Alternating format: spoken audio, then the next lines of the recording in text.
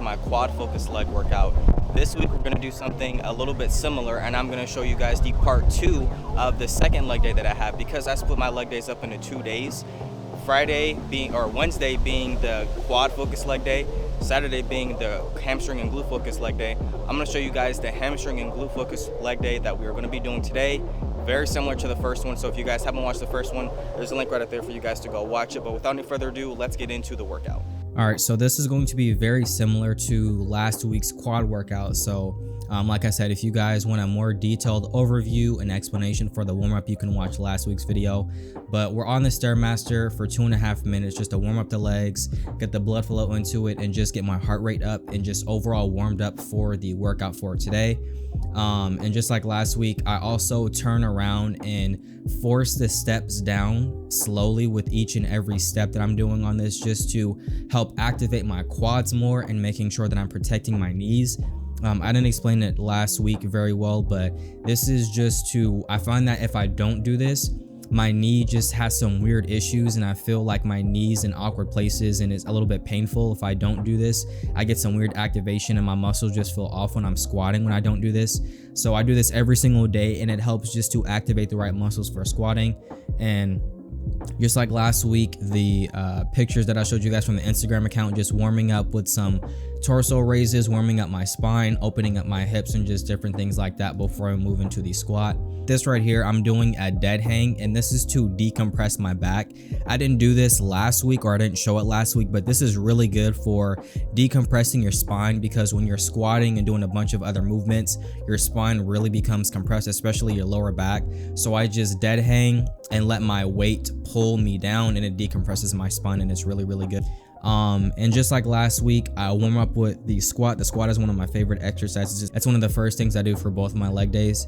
So I didn't record the first sets because I was too busy getting B-roll for the beginning of this video, but we're going to be warming up to a top set today, and this is a perfect example of what not to do on squats.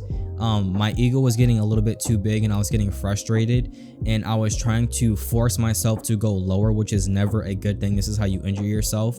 And I'm having a little bit of butt wink at the bottom of the squat, which is not good.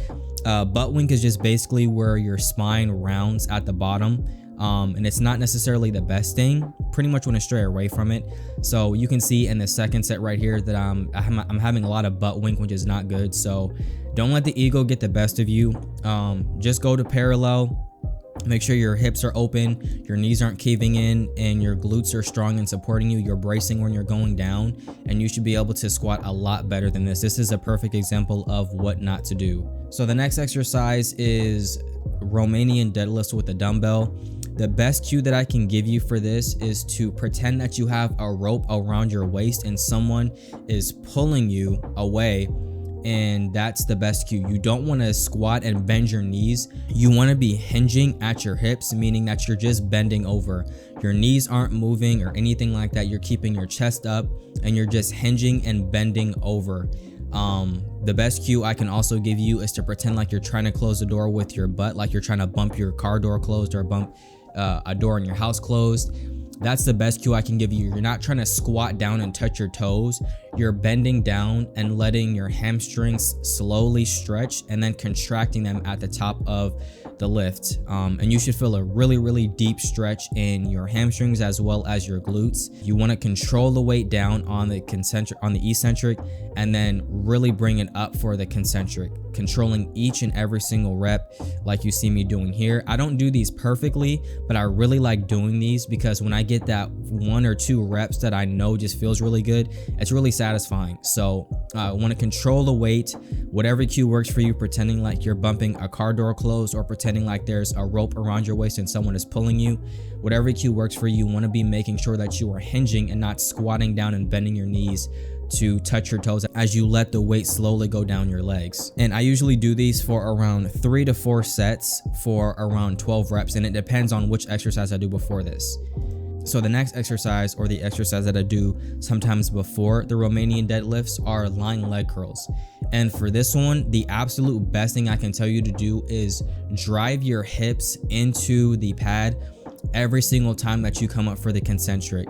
You don't want to have your hips levitating off or arching too much or having a gap in between you and the pad. You want to be making sure that you are driving yourselves into the pad, driving your hips in, and it'll really help you feel that strong concentric with your hamstrings.